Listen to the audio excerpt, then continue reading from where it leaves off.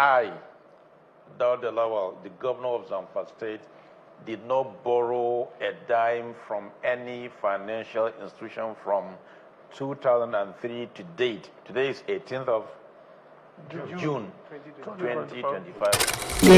CEO MindBurst Entertainment. I think I would not so much comment on that because honestly, everybody has his own issue. It's not just about Atiku Abubakar, it's beyond Atiku Abubakar. It's an internal problem within the PDP, and we're making conscious effort to solve the problem. I think it's about people's ego. Which people? All the members, everybody, no exception. Everybody. Including yourself? Yes. Okay, any other question that anyone would like to ask? About electoral reform. Yes. So will there ever be a free and fair election in the country? Do you think so? I will say yes, because I experienced it in Zamfara State with all the powerful people that can turn things around. With the might of the federal government and everything, yes, there was still a free and fair election in Zamfara State. That was what made me elected as the governor of Zamfara State. Ruben said it to you that I was the first elected PDP governor in Zamfara State. So it was a free and fair election, and I believe it will happen. It's a matter of time.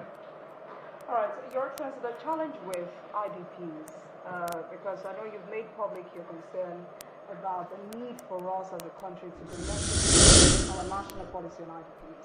And according to you, you said this would safeguard and protect the welfare and the rights of these IDPs. Have you had a conversation with the Federal Ministry of Humanitarian Affairs on this? Is it still a critical condition in Zamfara State? Oh, yes. We have had series of engagements with the ministry, and even 2 days ago, certain members of the ministry were here in Gusau to assess the situation and to see how they can also come in and what we can also do as a state to complement the effort of the federal government. So it's an ongoing process. They build some centers here, just some few kilometers out of Gusau, where we can resettle some of these IDPs. So it's an ongoing thing, and we'll continue to engage until we get it right. Your Excellency, Benga spoke earlier about sustainability of some of your projects. Yeah. Now, taking you to the health sector, where, yes, I mean, it's pretty obvious that you've actually invested hugely. Amount of money. Yes. Are you considering concessioning some of the hospitals, even if not all of them? And then, what is your consideration for the... I introduced 13-month salary. So that December, I was able to give civil servants 13-month salary bonus. And even during Christmas, I also gave them bonus. Now, with the minimum wage of 70,000, we have implemented the 70,000 naira both at state and local government.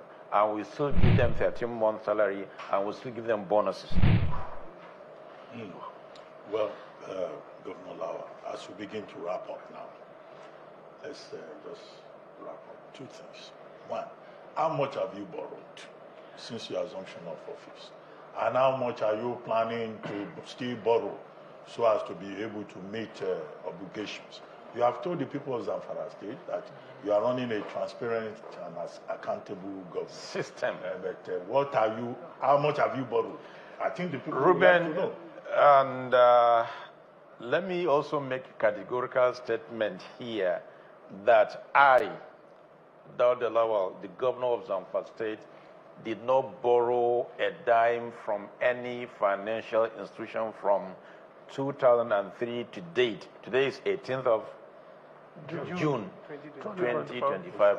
I did not borrow a single kobo, and I'm financially okay.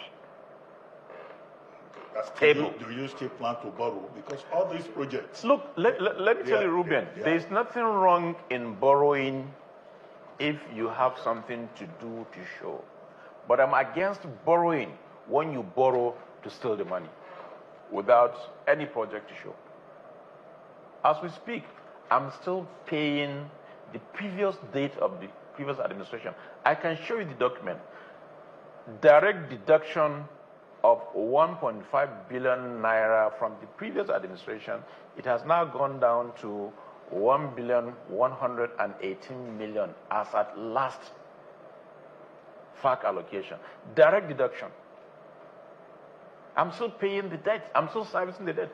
I still service the debt of KEDCO. When I took over, there was no electricity in all government functions in Zamfara State, ministries and parastatal, because they are owing 1.6 billion to KEDCO, Kaduna Electricity Distribution Company. I settled that. When I took over, I did not have one single car, official car, to use as the governor. Our liaison office in Kaduna, I had to pay 600 million to take it from litigation. As we speak, I'm still doing the Zamfara Abuja liaison office because when I took over, there was nothing. Everything was taken away. But it's not my priority because I have a house to live in Abuja. It's now that I'm fixing it. So I didn't borrow any kobo, and I don't plan to borrow. But if there's a need going forward, maybe. But right now, I'm not under any financial distress. Yes, please. Okay, I'd like to take you back to Jumoke's question about the problem with the PDP. You provided a very elegant answer, but in my view, you didn't answer the question. Our question, and I'd like to take you back to that question. Sure. There are some people who express the view that former Vice President Atiku Abubakar is the problem, his ambition to run again for presidency.